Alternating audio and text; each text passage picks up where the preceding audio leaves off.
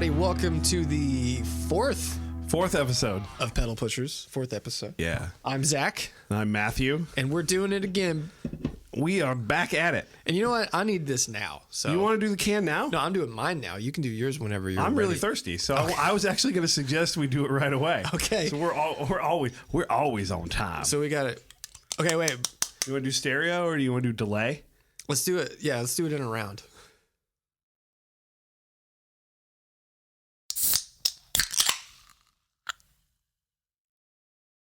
Damn. Yeah, That sounded really good. the Kroger's. The You're Kroger's. right. This Coke Zero doesn't have a whole. It just sounded like I was opening just a metal can of some sort. Yeah, the Kroger's, that seems a little dangerous. Yeah, no. you just shake it up. I mean, that pop is just, wow. Yeah, dude. All right, here we are, episode Okay. 4. Episode 4, recording before we release episode 3. That's right, because I will be on paternity leave. you're way into double dad mode. Oh my Wait, God. double By the time dad? double dad. It sounds like a video you should not search. Yowza! Don't type that into your incognito browser, ladies and gentlemen. Oh my goodness. So what do we got to talk about today? Today on the big push, we're going to talk the big about. push. I always do this where I rub my you hands. cold? No, well I am, but I rub my hands together and then the noise gate cancels it out so you can't hear it. Effective noise gate. We're going to talk about our top 5 favorite pedals of all time. Yes. And why they're all Mythos pedals. Wow. I actually thought maybe we could do 2 separate lists. One day we'll have enough to where But I figure I mean, we you can know, have a top list. I think so. Yeah, I think but so. This We're gonna is, do that. We're gonna cover our favorite pedals, the pedals that have Yeah. inspired us, stuck around, or stuck in our brain for the longest period of time. Yeah, and we're also going to talk a little bit about what you're buying and what you're selling. Yes. What are you? What are you buying? What are you buying? What are you selling? What are you selling? And then we got a couple good questions. We asked questions for last week's show, and there was a lot of good ones that we didn't answer. So I'm just bringing them back. Yeah, and don't forget, you can go to the webpage for the podcast The on. Pedal Pushers Anchor page. Yes, Anchor is our podcast host. Yep. But you can leave us a voicemail, and like the questions are great, but we actually want to take your voicemail and put it into Yes. the episode. If you ask a question on there and it's good, you will be on the show. You're in. You're on part the of show. the team. So we want that to happen. We think it would be really fun. Yes. To play the voicemail message on the show. Okay. So how are we There we gonna do this? So Let's do. Did you rank them in order, or is it just a list of 5? They're in some sort of order. Okay. So let's do one each, and we'll keep going back and forth. Okay. So number 1 for me has to be Number 1. You're gonna go 1 or go 5 to 1? my first one. Okay. Sorry. This is very important. So It's people not a can matter follow. of importance. Like I didn't Yeah. order mine in Okay, fine. as important. All I right, go ahead. Just go ahead. The Klon Centaur. Yeah, I mean, Because like I wouldn't be here if it wasn't for that. But beyond that, just from a pedal standpoint, Yeah. And I think every time I bring mine out, every time I whip it out, every time he whips it out, folks. people stare at it Yeah. and they ooh and ah at it, Yeah. and they say, "Man, it's a lot bigger than I thought it was in photos." Really is. It's thick. It's creamy. Oh man, Oh, this is. it's imperfect, I'll but make sure to mark explicit when we it's post so this. exciting every time. But honestly, Mm-hmm. it's one of those pedals that, regardless of your stance on whether or not you like that circuit, Yes. when you play one, you're like, oh, I get it. There's something that happens in this box. Yeah. And I feel like we've come so. Come on, man. Sorry. So it's fine. It's There's fine. something that happens. Sorry, okay, you distracted me. I feel like we've distilled a lot of it down into the various permutations of the Mjolnir, Yes. the Wildwood. By the time this is out, we'll probably have some more Wildwoods there. I hope so. Yeah. We should. But we've tuned it to get even closer, and now I feel like We're there. we're there. We did a lot of extensive testing, Yeah. which I think is really cool considering how long the Mjolnir and the Wildwood have been out, to kind of revisit it, to sort of play it with different amps, like you've said, and just really, see how far we can get it. Yeah, and to be, perfectly honest, when I first did the Wildwood, I had my Victoria amp and I had a deluxe, and I ran through everything, but when I started running it through the stuff I have now, which is much higher wattage, Yep. and the Two Rock, which is way there, you cannot hide.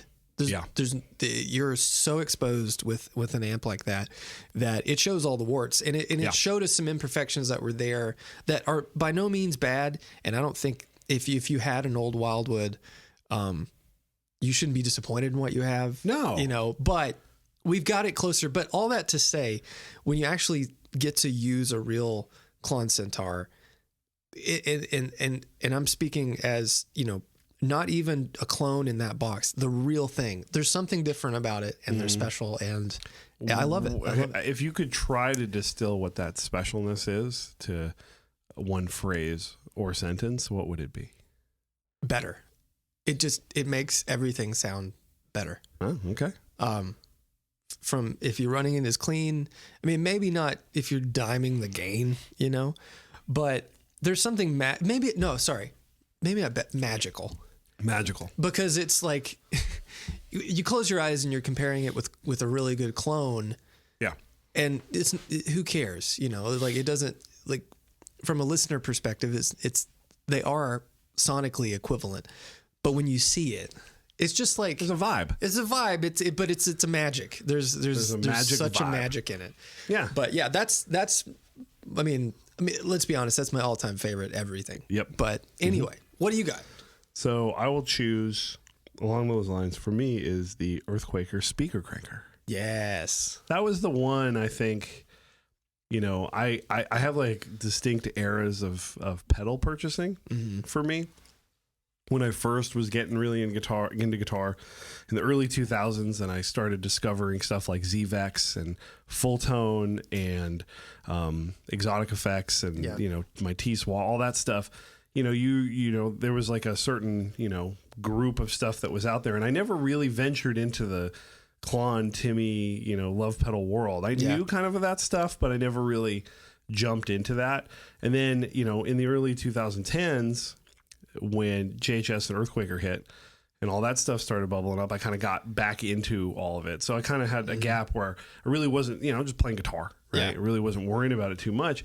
And I remember when I got the speaker cranker, like just the idea of something that was that simple that would like kind of do a sound that I had heard in my head for a long time. And I've always been a champion of simplicity for my stuff, because I just don't want to get in the weeds and I don't want to think about it too much. And I don't want to, I'm not a fiddler. I've never been a fiddler. So to have something like that where I could just dial it in and it sounded good wherever it was. And the kind of pedal where it's like, you could just throw in your guitar bag and it'll be useful wherever you end up. And so I just always just forever and a day, that would be my guy. I mean, that's, ultimately what led us to the Airlane Drive. It is. Yeah. Because,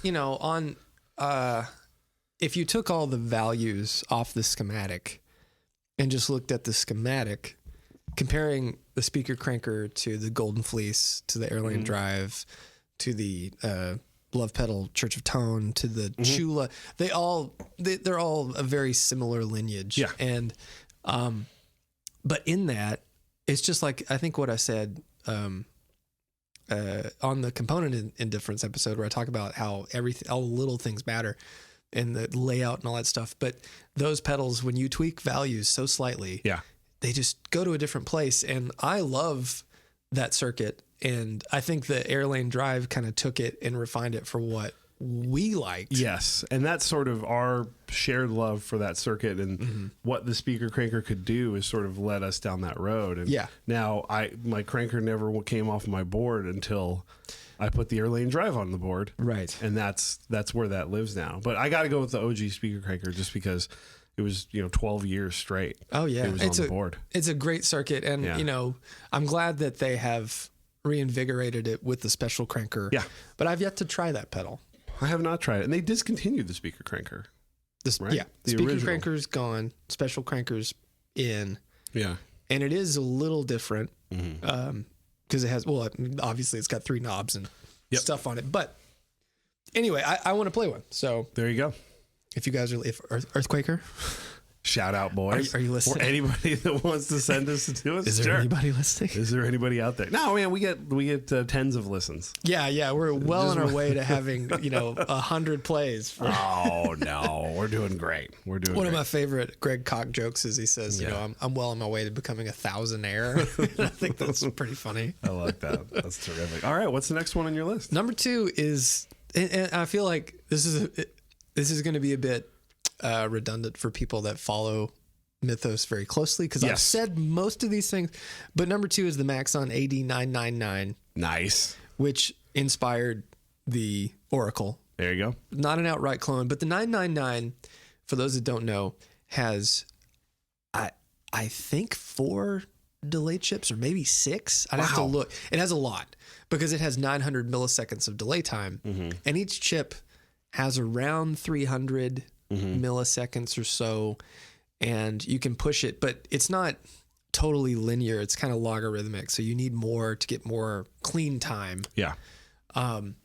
Maybe it's 6. I can't remember. It's got a ton. You open it up and you're like, shit, there's a lot of stuff in here. But it has this thing that I feel like that is exclusive to Ibanez and Maxon, which was the same company. Is it's always on the cusp, even with the feedback down. And I think we captured a lot of this with the Oracle. It always feels like it's about to run away.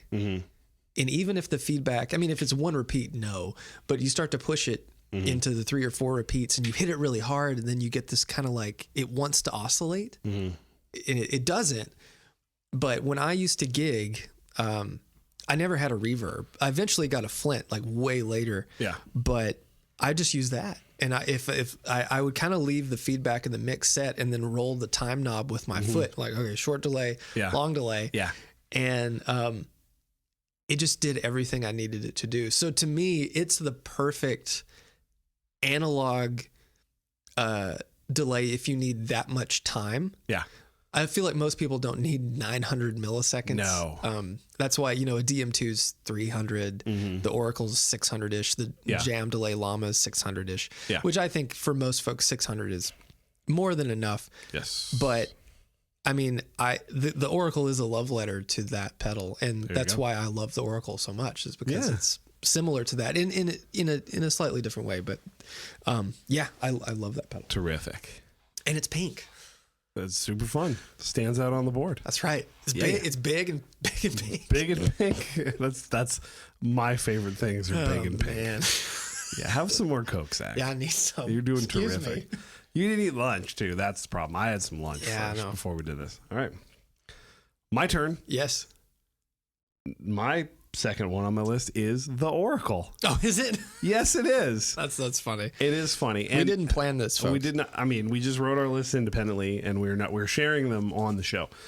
But I've said this probably on the show, and anybody that's heard me talk about this, but the Oracle was the first pedal in a long time where I was kind of gobsmacked when I played it. Yeah. In a way where there was always, a sound that I'd heard in my head. And, for, listeners of this show and the Novo show and kind of understand me, I'm a little bit of a simple man when it comes to my gear. I like stuff. I love gear, but I'm not necessarily like, doing a lot of deep dive exploring, in the sense that like I always wanted this delay. But I never said like, okay, I need to find this. It was sort of like I didn't have the tools to understand like what I was looking for. Sure.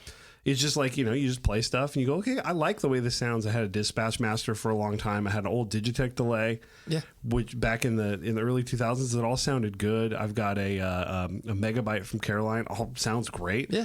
But there's just something about the simplicity of what this thing does.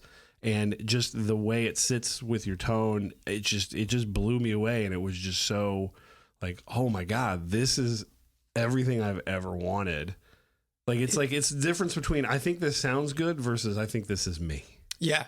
And that it's funny. The Oracle thing I feel like the Golden Fleece has converted a lot of people to get into fuzz. Yes. Because it's fuzzy, but it's not that fuzzy. Yeah. And the people that I've talked to that really latched onto the Oracle have always been the folks that have said, I just haven't found haven't found a delay that really works with how I play guitar. Yeah. And that was the biggest thing. I just wanted it to get out of my way. Yes. Which is why I like the Maxon so much. It's never felt like it always felt like I was just improving what was there and not trying to play the pedal. Well, it's funny is the old joke that Dev and I, shout out to Dev Booth, would say is that like we like delay, but we don't know what the fuck we're doing. Right. So I always kind of thought that it was just me not knowing how to play. I mean, I have an Echo Rec, which is super dope, right? Yeah. But it's the same time, it always feels like the pedal is playing me. Yeah. Like that I'm trying to figure out how to like do, Gilmore or the Edge or whatever it is. And I'm like, I guess I wasn't giving myself enough credit thinking that like, oh, maybe I need to just find the right one. And, I that was it, that it wasn't necessarily that I was just a crap player who couldn't figure out how to do the sound I wanted. It was, it was being like, well, there's a lot of different ways to go with delay. And I think that I would recommend the Oracle for people that are like that want something that's going to be, a bed of, that's underneath their sound and not necessarily take over, which is good for me because it's mostly I'm riffing hard. Yeah. And I like, it to fatten the sound up, and then I can chop it and get and then do some singing lead because there's a delay there, but it's not overpowering when you're playing rhythm guitar. Yeah. It's all how it's mixed. And that's funny. Like there've been so many analog delays that they just completely overwhelm your sound in the modern interpretations of analog delays. And not that I've played all of them because I haven't, but thank you. and most of this is all thanks to John Snyder from Electronic Audio Experiments. He's the guy that designed that with me. I mean, I feel like I was driving the train while he was literally laying the tracks in front of me as I went. Like I couldn't have gotten anywhere if he hadn't been there. So terrific. John is awesome. A genuine genius at this stuff. And not to mention the fact that the Oracle is a beautiful pedal. Yeah. Like the design, Barbie pink is the design of the pedal, and the way that you laid that one out, it was just instantly struck me. I was like, I just wanted to have it. Like I saw it, and I was just like, not only did it turn out to be a pedal of my dreams, but also it was just like it was a direction to go with the sort of the art style of Mythos that sort of said like this is what this should look like. Yeah, and that's what it was. And shout out to Karen Shearhorn of Big Ear Pedals, because she and this could be a whole episode, but she and I did that. And initially it was going to have the box, but there was still going to be art in it. Yeah. Like a print. I was going to have Delphi, where the temple. I think I've seen the. You've seen it on my computer. Yeah. And it just didn't work. It just didn't look, it looked too generic. And it's funny because you take all that away and you think it's going to be more generic. But it looks, there's a trademark to it. You see it and you're like, oh yeah. Yeah.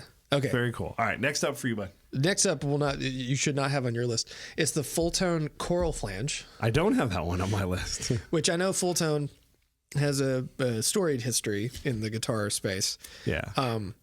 But all that aside. Yes. Mike has made some of the best sounding pedals to have ever existed. Yeah. And has influenced guitar, the boutique pedal industry the world over. And the Choral Flange is, if you said you have to have something modulation that's not a Univibe, that would be the pedal I'd get, because it does every like CE1 chorus sound through most like musical phaser sound. You can kind of get an electric mistress sort of thing, but it was one of those pedals that I think I had one like 15 years ago. I probably bought it on eBay for nothing. Yeah. And then I sold it. And then as I was gearing up in my brain for like more chorus, I want to do chorus. Yep. I bought one again, and it's just great. And honestly too, I think that's probably the best looking Fulltone pedal. Oh, okay. Yeah. Because it's got that green ripple paint. It's cool. And mine's like old. It's like the 167th one. Wow. And the foot switch is in like this rubber. it looks like the foot off furniture. Yeah. It's got like a rubber, like furniture foot, and then the foot switch goes through it. So I guess you can't stomp it too hard or something. That was his thing. Yeah. I don't know, but I mean, when you're ready to kick on that pedal, you're gonna stomp it hard. But I just love it. Yeah. Stereo, every feature. It's got a buffered or true bypass output, like all the stuff, and it's you know early, and it just rules. And you can't replicate it analog anymore because the chips, it uses Redicon chips, which you Can't get. no one makes a copy of it that I'm aware of. Oh. So, but it's amazing. Have you ever played it? No. You've seen it. It's on the it's shelf. in the shop right here. Yeah, it's bouncing around, but no, I've not played it yet. It's so good. Okay. There you go. The third one for you. Third one for me, I will go with the JHS Super Bowl. There you go. Funny story how I got this thing. I remember I was like, I can't remember the year it came out. Yeah, it's up on my shelf right there. I can't remember the year it came out, but I remember it was during the NAMM show, and I can't remember if like my dad had posted or something about like being over at the JHS booth, and I texted him and I said, go to Josh and tell him I want a Super Bowl and get me one. And he went over there and said, Matthew wants a Super Bowl, and he just gave one to my dad, and it got back to me. Sweet. We were just sitting there like watching. I saw like a Facebook update, and he's like, my dad's over there, and I saw the Super Bowl. I was like, I want one. Just tell him to go get me one. And he did. So that's the one I've got right there. But, you know, that one right there, I had played, which is for sale, my RM50 Randall. That's right. And, you know, I had played, you know, or at least tried to get that thing to work for me for like my main overdrive for a long time. I had the speaker cranker, several fuzzes, but I want to hit those most of the time on something that's already cooking. I really never found a sound that I really liked. And then I got the Super Bowl, and then for, I don't know, 5-6 years, that was it. Yeah. That was my main tone, was a clean as hell blackface with the Super Bowl. And it was just, you know, another moment where there's a sound that you hear in your head and you go like, oh, that's it right there. Yeah. That sounds terrific. For people that don't know, the Super Bowl is basically a Supro amp Yes. in a box. Thus why it works really well with I mean, you're not talking like the cleanest you can get it. Nice and loud. It's a 50-watt amp. And Right. you just get it clean and then run that thing and crush it and play all the Jack White that you want. Yeah. And it sounds awesome. Yeah. Did they still make that? Yeah. Super? Okay. I think so. I mean, They it's did, so did they discontinue the Twin 12? Yes, because that came out, I think, at the same time. Yeah, because that's the silver tone. Yeah. Yeah. But at the time, I think I was playing a lot of, really listening to a lot of, Dead Weather and Raconteurs and Black Keys. And, you just wanted that kind of tone out of my guitar, and something that's a little bit, more sort of vintagey and ratty and, a little bit of fuzz, but not, completely. And that fit the bill perfectly for the Starbucks rock, as I called it when I was playing at the time. Well, you get old, and that's the stuff that you listen to, they start playing it at Starbucks, and that's how it goes, baby. I've never heard that phrase before. That's something I like actually made that up for. Look at you. But I really loved all that stuff at the time. You have your phases, and I was really into all that stuff, and it all worked really well playing it through a Telecaster, and it was a great tone. Yeah. So for a long time, and I love it, and it's been off my board for a little bit just because I got too much stuff. Yeah. But I always like bringing it back. So shout out to Josh. I need to play it. I've played one, but it's been a long time. But by far, I played a lot of JHS pedals, but I think by far that's the best one. Yeah, I think so. I think his Kilt is my favorite. Of the JHS. But anyway, moving on. Fourth one for me. Self shill Hephaestus. Yeah. All right, spoiler alert, it's my next one too. Right. So let's just talk about it. Yeah, it's one of those pedals that, okay, so we did the red ones for Black Friday. Yep. Immediately after they sold quick. Yeah, we sold 200 in a weekend. In a weekend. Yeah. And both of us were like, well, how do we introduce this? Well, we just weren't sure how many people were going to like it. Yeah, well, it's just ultimately there's no way to know. Because you make that and you're like, this is really weird. Yeah. and different, but it's still musical, and ultimately how like the longevity of a product, I think, Yeah. boils down to, can people understand it? Yep. And is it fun to play? Yeah. And I think as soon as, like, I've showed it to a few people and they haven't wrapped their head around, okay, I have to lighten up or turn my volume or do something like that. Yes. But as soon as they do, they're like, oh, I get it. Yeah. And it's undeniably fun to play Yes. because it is so weird. It's a So blast. we're doing the Rhett thing, Yes. and then we're still mulling over the future of it. But So- it has a future. Yeah. I mean, I think that there's legs with this guy. Yeah. And we had the regular enclosure for the Black Friday one, the red one. Mhm. And then the one that we're doing with Rhett. Should we tell them why it's in the bigger box? No. I mean, now it's a thing.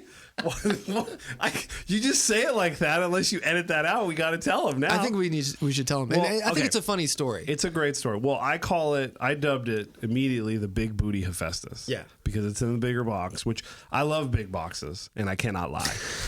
So, Well, the reason that happened, and I'm a human. this is just Right? this is just friends chatting. That's right. There might be someone listening. We're just talking. 1 to 1.5 people are probably listening to this. My mother and Frasier. Yeah. So when we were doing the Black Friday run, typically how I would do it is like if I know what it's going to be,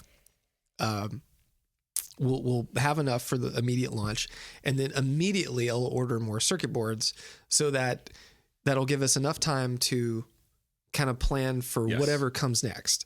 So if the first batch is 100, and then we take more orders, then we can kind of know, okay, I need to get 100 more boards, 200 more boards, or Yes. 50 more boards, whatever. Yep. And so I ordered another 50 almost immediately. Yep. Or was it another 100? It was another 100. It was another 100. Yeah. And didn't look at them, Yeah. gave them to the guys, they made them. And then McKinley, after we built the first 100, we were in the new shop because Yep. we built the old one at the first the first 100 batch at the yeah. old shop Yep. at Airlane Drive. We were here and McKinley went to put the board into the normal box and it just went. And he said, boss, the circuit board doesn't fit in the enclosure. It does not. And I realized the initial plan for the Hephaestus was to put it in a big box. Yes. And so I did that for the prototypes and I finalized it. But then at the last minute, I decided, let's put it in the smaller box. And so the circuit board had to shrink by Yeah. not much, like maybe a 1/4 inch. Not enough to visually notice that the circuit board was too big. Right. And so it we could have probably shaved the edges off the board, but that would have been very dangerous. But ultimately we had to scramble, order more boards. And in doing that, I also had to order more transistors because, so what the Hephaestus is, let's back up just a hair. All right. It's a Jordan Boss tone with, internally it has a volume knob. There's no gain knob. The gain knob on a Boss tone sucks. So I got rid of that. But in prototyping, I just took a pot, put wires on it, and stuck it around on the board for a resistor. And that's when I realized with the voltage knob, you get the sub-octave thing that happens. Yep. But to do that, the transistor is hyper specific in a range. Yep. Because if it's too low or too high, no octave. It's just fuzz, which is cool, Yeah, but not the bit. but that's not what that pedal is. Yep. And so, yeah, I pulled my hair out. We pivoted, but because we had all these here and they were already all made, they already. Yeah.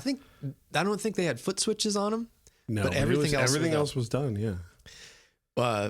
We decided to make the Rhett, and Rhett because Rhett was into it. Rhett would love the pedal, Yeah, and I like the bigger box too. yeah. Because I'm into it. Because 1347 and the Oracle are my Yeah. jam. So I'm super super stoked on the big box because it looks awesome. Mm-hmm. But the future of that one, we will come to light soon. Yeah. But we love it, and Yeah, it's the most fun you can have with a pedal. It's got to be the most fun I've had in so long. With a gain circuit. It's so fun.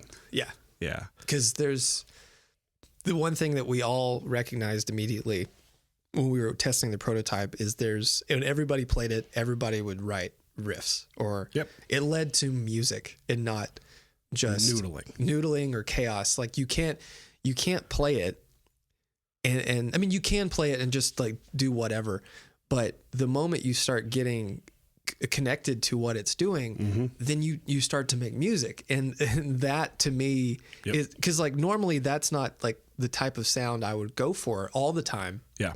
But the inspiration and the connection with the instrument and me as a player, those are the things that I seek desperately. And that was when I knew this has to be a thing.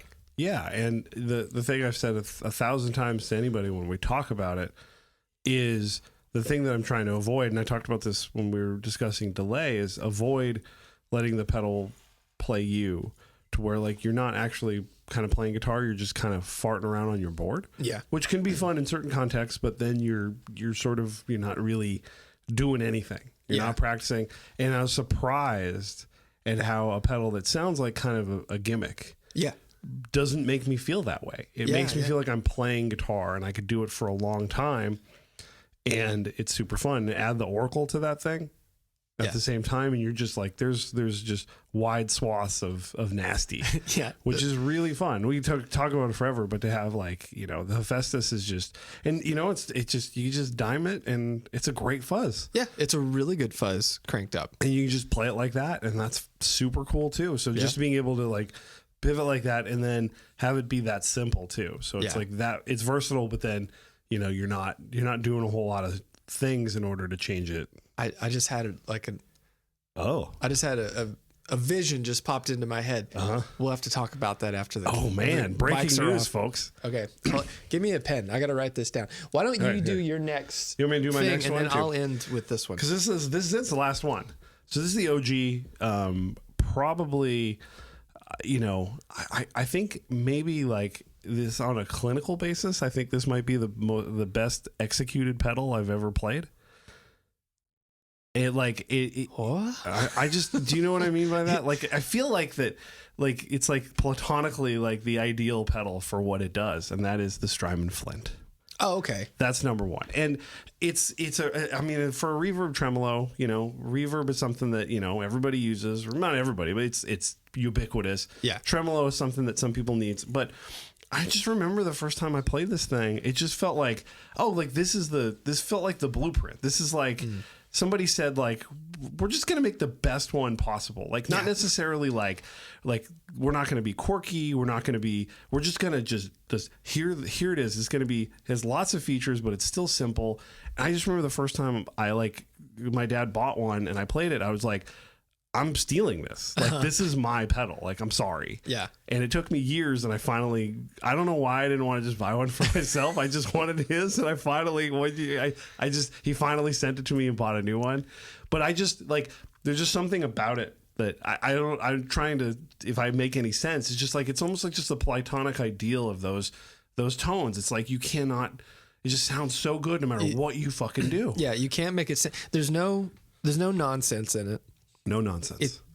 Although I haven't dove too far into the secondary features, I don't feel like there's a way to get a real bad sound out of it. I remember when I had one on my board and I finally was playing with, I think it was Joel from CME. You know, the band Royale. Yeah. Master Joel, one of my favorite early YouTubers playing his Fano guitars back in the day. True by best. He did the Batman videos. It's great. Joel rules. He came by the shop one time at Novo and like he was playing stuff and then he was messing with my Flint and he's like, here, do you ever do that? And he did the secondary thing and it was like, whoa. Yeah. And it sounded great. And I was like, I'd never really messed with it. I think I changed like maybe some of the EQing and then left it. Yeah. But anytime someone asks me, like, what harmonic tremolo should I buy? What reverb should I buy? Just buy a Flint. Just buy a Flint. And, you know, like I have it on my board at home and my Benson has great reverb, but sometimes it's a lot of reverb. Yeah. Very early in the sweep. And so sometimes I'm like, okay, I'm going to turn this off and I just want a little bit of, you know, Because it's just, and then you get 3 different sounds, so it sounds a lot different. I rarely stray from the harmonic tremolo because it just sounds so good. Harmonic tremolo in that pedal rules. It's amazing. It's just perfect. And so, you know, I think there's a lot of pedals that you can get that like are very like personality driven, and there's like a specific idea of this. But like to me, the Flint is like, if you said like, hey, what's the perfect pedal? What's perfect? I'd be like, that's it. It's the Flint. Yeah, the Flint is perfect. It's perfect. And I mean, when I was at Carter Drink, that was probably the thing we sold the most of. Mm-hmm. That and then like the delays. You get the El Cap bridge, was hard to keep in stock too. Yeah, the Holy Trinity. The Strymon Holy Bridge. Trinity. Yeah. Trinity? What did I just say? Trinity. The Holy Trinity.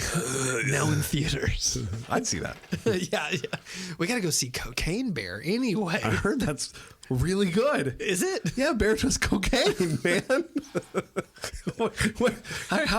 Very rarely, how can it be bad? Very rarely can you say, "Sell me a movie" in 2 words, and you just repeat the title. Sell me a movie. We're going to see this. The Bear does cocaine.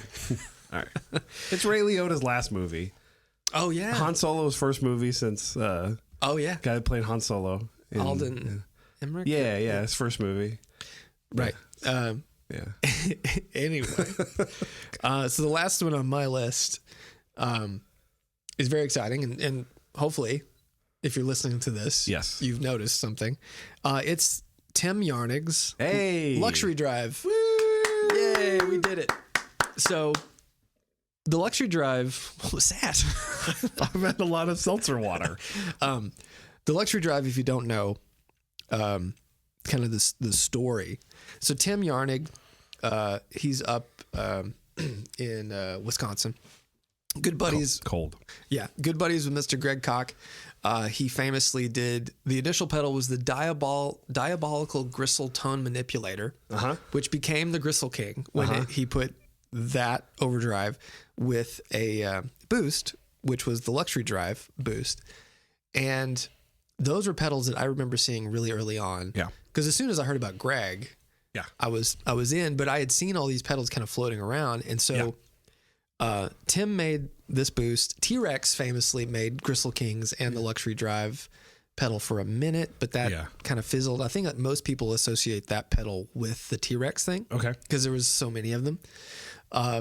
But Tim's is an incredible, simple musical boost that not too dissimilar from a super hard-on and how it functions. You're adjusting the gain of the transistor instead of having the, it's like preset and you're just controlling the output volume at the end of the circuit. But in doing that, and it's not a super hard-on circuit, it's a totally different thing that Tim came up with. In doing that, it has this really musical sort of, it's not like a gain pedal, but it gives you a little bit of compression. The low end hits in a really nice way, and just all the frequencies are cornered in like they're perfect for a guitar. And I remember having, the Gristle King. I've had many of them, and I always loved the boost. And then I got just an old Luxury Drive that Tim made, and fired it up with the amp, and just even at minimum, because it's when the knob's all the way down, it's kind of unity gain, makes everything sound better. Yeah. And so we, Mythos, are making the Luxury Drive now. I had known Tim in passing, and talked to Greg about it, and then I reached out to him, and he's just the nicest guy.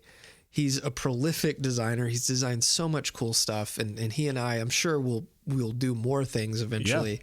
But it just, we just hit it off, and he's all about it, and he approved of it. He likes the look and everything. Yeah. It was like, I thought initially it was going to be mini because, it's boost, it's small, but he's like, I really don't like minis. So that's why we went the bigger box.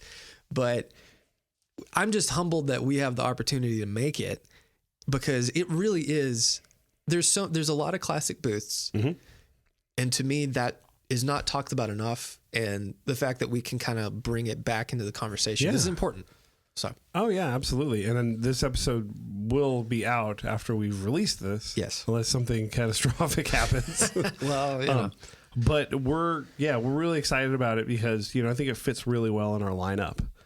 and it's something that we don't really have represented. Not anymore. Not anymore. And I think that, just thinking about it, where I go, like, if I had gone to you and said, hey, Zach, we don't have like a clean boost type pedal in the lineup. What do you want to design one? You're like, well, the Luxury Drive is already it. Yeah. So getting to make that, with that's kind of your take on it, I think is really cool. Yeah. And it's a beautiful pedal. It looks great. It is not tweaked necessarily to be anything other than what Tim designed, only to keep it in transitioning it to surface mount. And in the component indifference, I talk about, there's a pedal coming up where I chose some through hole parts instead of surface mount parts because I thought it sounded better. This is the pedal. This is it. So like some of the caps are still through hole because it just sounded a little sweeter with those caps, and that's important to me. Yeah. It just did everything. It did everything, and you've got some bullet points here. I wanted to know. So, like, how does it, like, as far as doing another builder's pedal? Yeah. Like, how does that come together for you? Well, I mean, we just had conversations about expectations, what we like, what we don't like, and I think Tim and I are very similar in our approach to guitar and pedals and stuff. And it was a very easy collaboration. To me, there's a couple ways to go about it. Because a lot of people talk about why don't you collab with X or Y or Z, and it gets really complicated. But when you can just say, "Hey, I like your stuff." Yep. Tim's no longer building pedals himself, so there's no competition with anyone else. Yeah. We're bearing all the responsibility. Yep. We're just making it, and he's getting a cut as he should, like an artist, because he's the designer. Sweet. And it's only fair, I think. And like, I think that that's something that doesn't get talked about much, like cuts and stuff. And not that it has to, because like for this project, I wanted it to be like a continuation of Tim's history in the community, but also like if I'm building his stuff, there's two, you can either buy it outright. Yes. Or you give him a cut. And that's what we're doing, just like an artist, like I do with Joey and all these other people.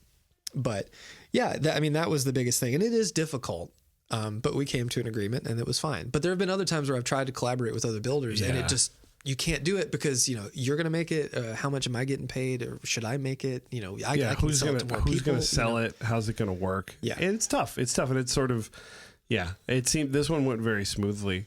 And I think it couldn't have been. I sent him the prototype. He's like, "Sounds great, cool." Although it was funny because when I sent him the prototype, he said, "I'm not even going to plug it up. I'm going to take it to a gig tonight." Oh, nice! And I was like, "Okay." Some of the parts are socketed in case we have to change them. So he said, "It's a trial by fire," and I was like, "Okay," and it worked. And it worked. But that's the best though. Yeah, because that means that it was used in the application it was designed. Yes. In a live setting and to make it happen. So yeah. So hopefully we're completely sold out and back ordered to hell. Yes. By the time this airs for the Luxury Drive, but like where does that sit as far as like for people that maybe haven't looked at a boost pedal or clean boost or what how would that be we gotta push some pedals here. Where would that sit for people as far as like what kind of things should they be looking for? You could say Luxury Drive, as opposed to using, because I mean we've harped on transparent overdrive already. And that was last week. We're going to cover that in detail later, but in lieu of using an overdrive pedal as a boost, if you don't want to color your tone necessarily, or just if you just want to enhance it and hit things a little harder, don't use an overdrive. Like, why have the extra stuff? Use something that's designed to do that. So use a boost. So I want to sell everything that we make. Yes. And no offense to anyone else making anything else. Yeah. But I feel like a lot of people get absorbed in, I'm going to boost this overdrive with another overdrive to get it where I want it to be. It's like, why don't you put it where you want it to be and just use something that's not going to color it or change it, just to give it that little bit of push over the cliff. And not to rehash, from everybody that listened to our transparent overdrive talk from last week, but that's sort of like I'm learning so much when trying to figure out like if what a clean boost is going to do, and the difference between I'm putting more gain or overdrive on the signal without trying to change the EQ. And then with a boost pedal, it's like I'm hitting the front end of the amp harder, thus getting more gain or overdrive. Well, yeah. So it's ending up the same way, but there's a different execution. You can do it either way. You know, you could just, Mm-hmm. you know, in lieu of using a pedal as a boost into your amp, you can just use the clean boost or use an overdrive pedal as a boost. Or if you want to, because like, you know, there's 3 basic things you can do with the boost pedal. Mm-hmm. You can hit the overdrive pre the overdrive to get more gain. You can put it post the overdrive to get more volume, or you can use it to strictly drive an amp. Yep. Or maybe there's a 4th thing. You can use it always on to just elevate your signal so it's loud enough and If you're powerful enough. If you're switching between Long cable runs or whatever. different pickups, you're Or switching that, to a yeah. Strat after you're playing a Les Paul, or need to pump it up. Yeah, all those classic things. So it's very versatile. Yeah. And Everyone that's played it, because a lot of people that have seen it, are like, I kind of remember that. yeah, But then they play it and they go, oh, okay. No, this is doing good. it. Yeah. This is what I need it to do. Yeah. But yeah, There you go. Well, there's our top 5 pedals of all time. it's such a you have what almost made the list on here, and we could talk. It's all yeah. day. I mean, that's part of it. Is it like there's Are there any standouts that would be close to making the list? I mean, I think that The Crom? the Crom. I'm staring at it right now. The Crom, for what it does, sounds incredible. I use that guy for my. I'm trying. I feel like I just say the same bits every week, but like it's fine. do. I do. Oh my God. You didn't have to you don't have to agree with me so fast, but the Crom, will always have a place on my board because I'm in love with that type of sound. And I love the execution for Philippe, and what a great sort of, visual, pedal, like the tie, everything about it is so rad. And I'd probably say the Dispatch Master, which was on my board for a long, long time. That has been on my list. I think since I like the Oracle so much, but it was like, that was kind of the OG for me because of the simplicity of it. I really liked it. I love the idea of even just turning down the delay and using it as a reverb and having everything in one and just mixing what I want, which has informed me on some of the stuff that we're doing. Yeah. Where I kind of push for that a little bit because I like the idea of that so much. So I'd say the Dispatch Master, and then the old school AC Booster. Twin Exotic is like, I tried every overdrive in existence when I bought my Carmen to see which one I wanted to push it. And that one, I mean, it was unbelievably better than everything else. Yeah. At the time, 2003, whenever I went to True Tone in Santa Monica, shout out Dealer. Santa Monica, Three's a Company, come and knock at our door. And that AC Booster slayed everything that day. Yeah. By far. It's a great circuit. And I still have it. It's in my bin of shit at home. We need to put the bin of shit on the I need to on get the it. wall. I Make a know. wall of I need shit. to bring it in the wall of shit. I need to bring it in. What about you? Anything that didn't make the list? That's very close. Boss CE2. Classic. The full tone. I mean, I love the CE2, and we're working on something similar to that. I would love to do the Coral Flange, but like I said, the chips. I think the Coral Flange edges it out just a little bit because of the versatility of it. Yeah. But I love the CE2. It's so good. Tube Screamer, of course. Hey, the OG. I mean, I love. It doesn't matter. Like all the Bonsai, all those switches, they all sound very close to each other, and I love all of them. Yeah. And then if I had to pick one more of pedals, that's like there's so many that I really love. I'm trying to think of anything that's super standout that I don't make. And I also try to think of things I've bought and sold many times, because sometimes like I'll come back to things because I love the 89, like just the normal Ibanez delay. Yeah, I love the DM2, but I guess I don't know. The top ones would be the CE2 and the whatever the hell it just says. I'm real partial to the TU2. No, see, I don't think tuners count. I'm just playing. I was like, I'm gonna put my tuner on there. I mean, I love the Peterson Strobostomp tuner. Yeah, those are cool. You've seen mine out there. It looks like it's something from Star Trek. It's great. Yeah. You can change the color of the screen. Yeah. But Cool. anyway, so Good stuff. Good pedal talk. now we're getting into the All right. things everyone wants to hear now that we're 49 minutes in. Are we 49 minutes in? Yep. We gotta cut me off, bro. Wrap this shit up. All right. What are you buying? What are you selling?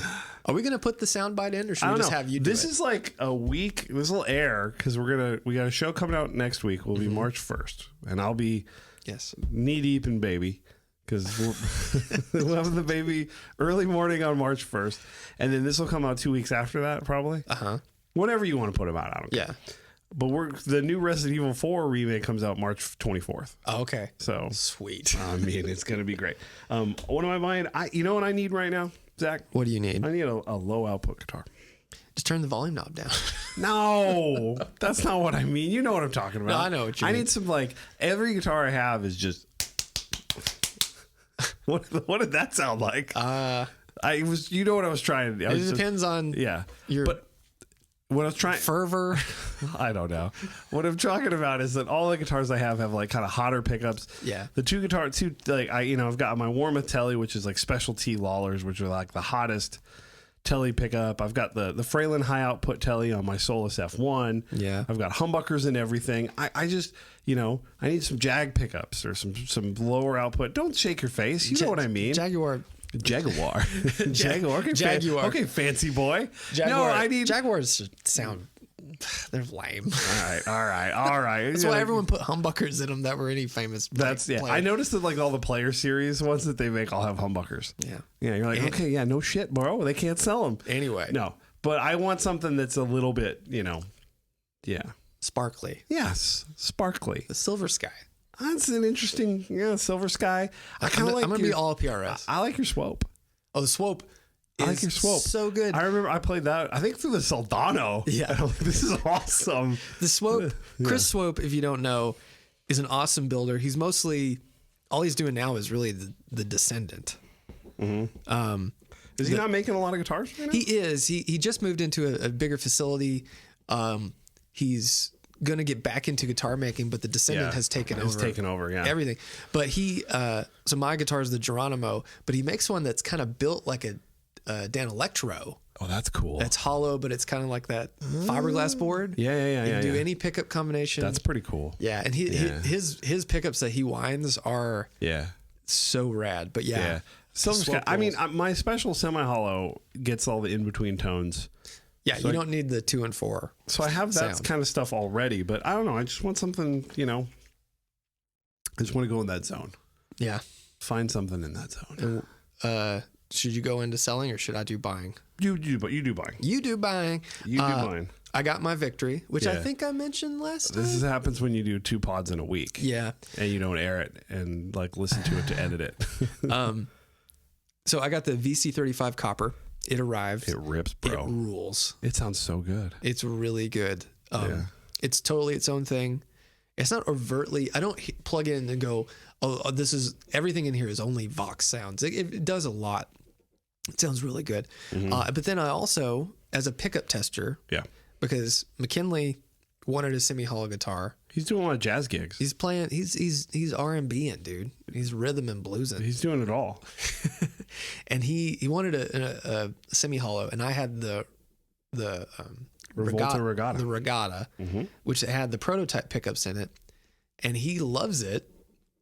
So I'm writing some notes. drawing Kermit the Frog on your paper. Can you hear that? Yeah, I can hear it.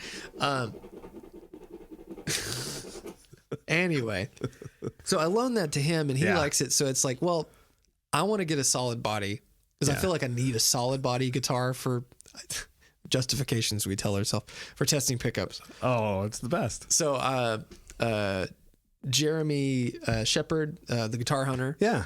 he's working at a new shop and hooked me up with a good deal on a Mira SE from PRS, and it's really nice. There you go. It's a beautiful guitar. It's Great really neck. really nice. Yeah. You're a PRS man over here. I mean, now I'm thinking about a Silver Sky. I know. And I can get rid of my Strat and put the Mythos pickups in that. Oh yeah, that's where we're at. Yeah, it's just where we're at. So what do you? And you're still selling everything? Well, I mean, I've been very lazy. There's no listings. I I got kids. Okay. So I've been lazy because I've talked about selling a couple things like my Randall and my Warmoth. And I do have a bucket of pedals, and I probably should move on from some things that I don't really have on my board. I should go through the bucket. I like looking in buckets. My bucket game's strong. What I wrote is I got kids. I know I've been talking about it a lot. I apologize. I was tired of hearing me talking about my kids, but I know that, with number 2 here, I'm not going to be able to buy anything without selling anything, which I've just never done. Like I've never sold any gear to buy more gear. Right. Like ever. Right. Maybe like 20 years ago when I needed amp money, like I sell an amp to buy an amp, but it's been a long time. Right. But I know that's where I'm at now. And, I probably should get my stuff together and, start looking at that stuff. But I'm very happy. I've got my main guitars, which is my semi-hollow PRS, which is an absolute stunner of a guitar. It's a unit. I've got the Solus F1, which is just as badass as ever. Mm-hmm. And, besides with those two, like I'm really happy just playing those two all the time. Right. They complement each other really well, sound completely different. I love it. So I'm kind of thinking, what's the third with those two? I've got some other guitars, they're all good guitars, but those are the two that are like, those are the ones I want to play. And I want a third one to complement it. Yeah. So I got to sell some stuff. Yeah. And I don't think, I was trying to think about stuff I'm selling. They posted my Epiphone at Eastside, and I may part with the KT45 Dr. Z. Oh, yeah. Because now that I have the copper and I have the Since Soldano. You blew my fuse on my Carmen, we had that in my office for a while. I didn't blow it. You did. The fuse blew itself. Oh, okay. If I had the power to blow a fuse, and I know, so those listening, I might have mentioned on Dipped in Tone, but I am so staticky. Yeah. When it's dry, if I walk around, I just build up a charge. So I have over here. I have to touch stuff all the time to ground myself. But there's no way I blew up. But I don't know. Like that would just be a total loss. It'd just be selling it to move it because I got God on that one. God. It sounds really good though. I like it. I know it is great, but it's so loud. It is very, very loud. I mean, maybe I could probably put a master volume on it. Yeah, that'd be kind of a fun project. Yeah. You need another project. Yeah, I need Zach. like a hole in the head. I still haven't put the pick guard on that bass. Really? Well, I gotta change the knob. I gotta like take the knobs and pots off. It's a whole thing. That bass is cool, man. Bass is fine. This bass is cool, man. Well, see, we got some Q&A. We're I got 57 minutes. So all we right, just we're pick doing one fine. good one. Yeah, you read read the 3 and tell me which one. No, we're doing 2. We're doing the first one. You pick one of the second. We're doing the first one. Okay. Okay, so let me read this first question from NLYBK. Great handle. Niblick. Matthew, what are your thoughts on bleep bleep bloop pedals? Would you do this to your guitar? Would you bleep it? Would you bloop it? I do bleep and bloop mine whenever I get the chance. To the brink of tastelessness. I was going to see if I could get through that thing without laughing. Sorry. This is the best question we've ever gotten on the show. I love it. Are you a bleep bloop fan, Zach? Me? Yeah. Not on guitar. What do you like? Where do you like to bleep and bloop? I like my bleeps and bloops coming from keyboards or plugins. Yeah. And I should back up. I don't want to make bleeps and bloops. Yeah. I want to hear other people make bleeps and bloops. I think that there's so many good bleeps and bloopers that there's no reason for me to bleep and bloop. Yeah. Because whenever I do, I just feel like that it's just a different thing. Bleeping yourself can You go bleep can lead yourself. to addiction of But I'll just go listen to Kid A. Right, yeah. Okay. And they can bleep and bloop all day. I don't even think about the guitar sounds being blippy and bloopy in that. Just the record is the bleepy record, and yeah, bloopy. the record. But like you hear me listen to all my trip hop, chill hop, that sort of stuff. All that stuff is rules, and I like guitar players that want to make their guitar sound like that and can do. To me, it's like I gotta learn how to play guitar first. Yeah, that's kind of how my brain works. And you're a great guitarist. Well, you are, but that's always my thing. Is like to get to the point to where you're bored enough playing guitar to start bleeping and blooping. Right, to me, it's like wow, I'm not there. So I'll listen to other people that can pull that off. The people that can make their guitar sound a lot like a guitar and can do other things, or even as I've said before, getting pedals that kind of do all of that stuff, where it's a slight distraction from me actually playing guitar. Yeah. I was, I'm pretty against most bleeping and blooping pedals, unless someone can really make it into music. Yeah. But the people that are really good can do amazing things. Well, see, that's the thing, because I don't understand. I didn't play I didn't play a blooper from Chase Bliss. And I might have played a Mood when it came out. Maybe or the Habit. Didn't play the Habit. No, that's the newest one, right? By the time I left retail, you gotta. I've never owned a Chase Somebody Bliss. has to send them to us. Yeah, that would have to be please given. do. We will play it. But it never clicked with me. It's like that's not how I approach the instrument.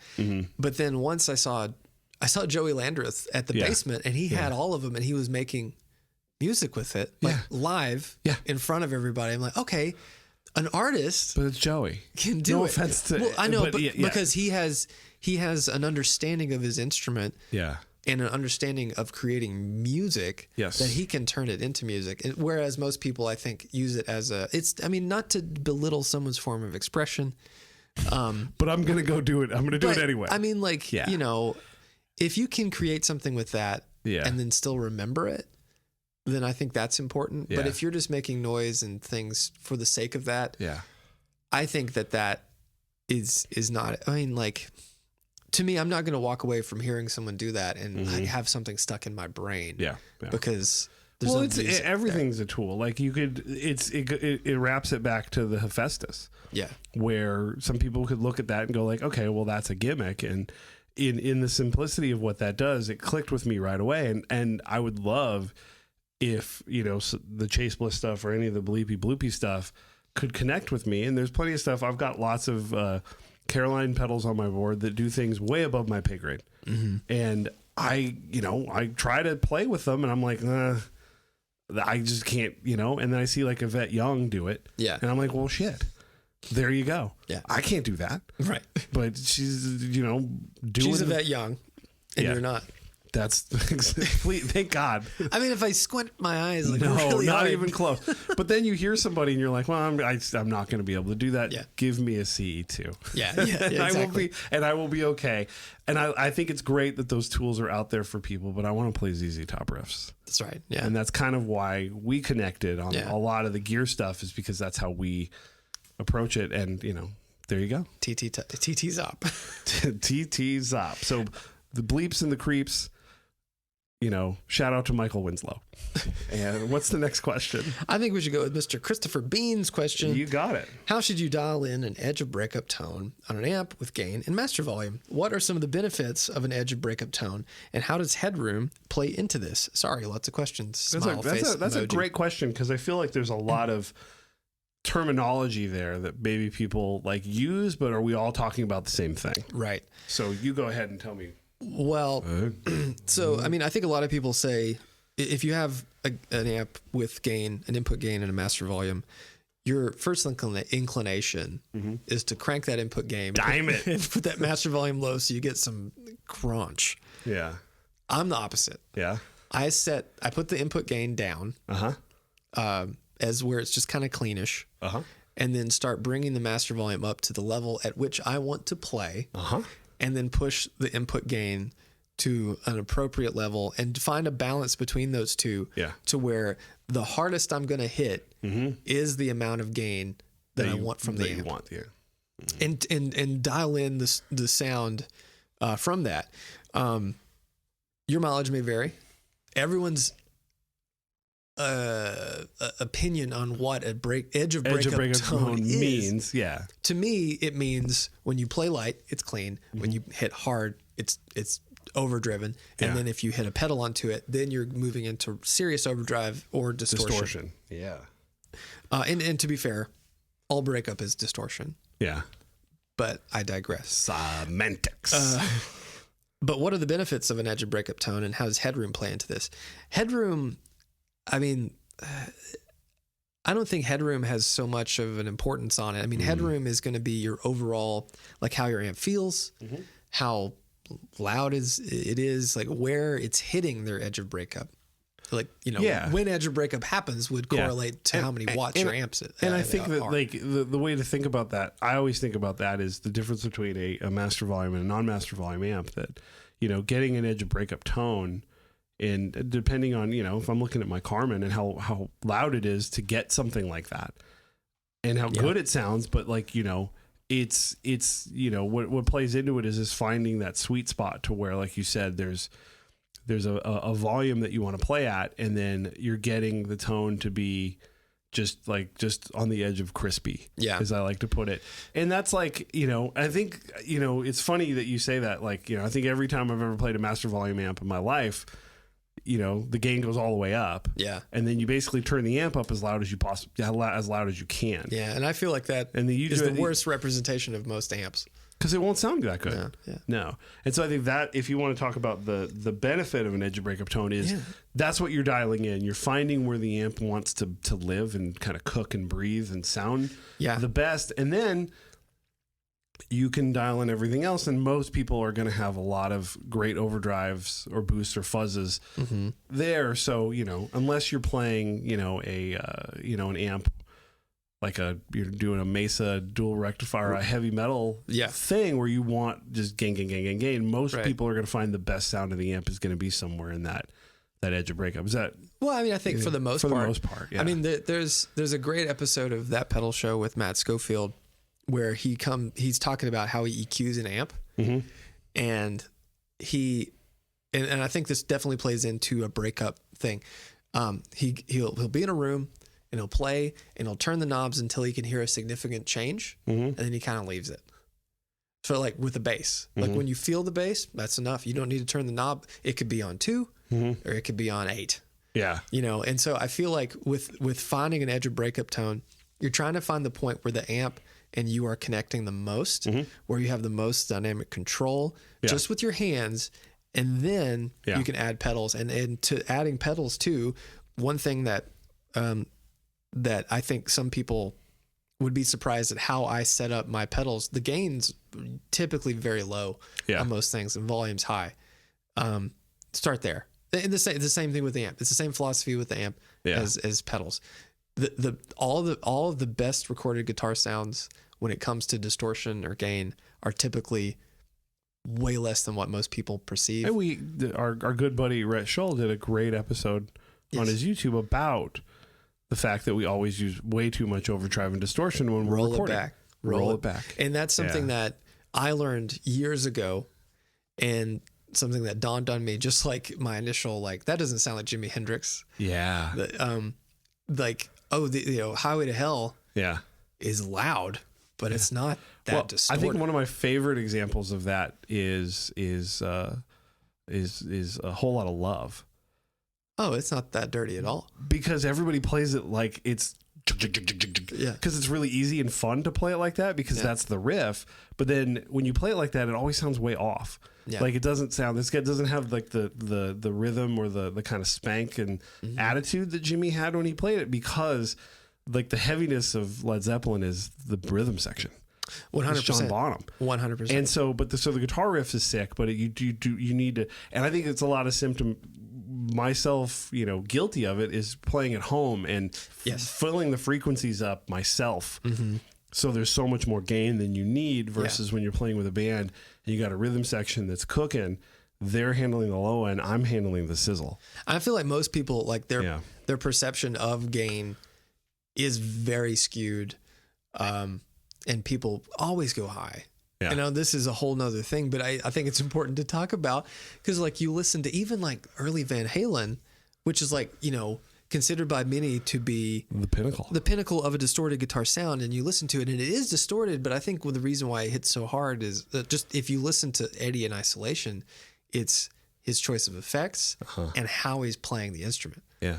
Which, not that is like a light distortion sound compared to like most people play ZZ Top way too distorted. Everyone plays AC/DC way too distorted. Yeah. But even Eddie, who invented the Brown sound, so to speak, most people go a little over the top, I think. Which is fun in certain aspects of it. And there's plenty of bands out there that are using you know, like we love our fuzzes and are going hard with big muffs and Yeah. tons of great tones in that. But we're talking about like, this is sort of like a baseline thing. And then you layer all those on top of it Yeah. with all those things. And Your amp thing. yeah. And that's, again, you know, it's a fun question because I think this is, which I've talked about on the show last week. I think this is what I'm searching for my next amp, because what I have now, either I can't turn it up at all, or it's already, there's no headroom and there's no edge of breakup because it's just cooking already. Yeah.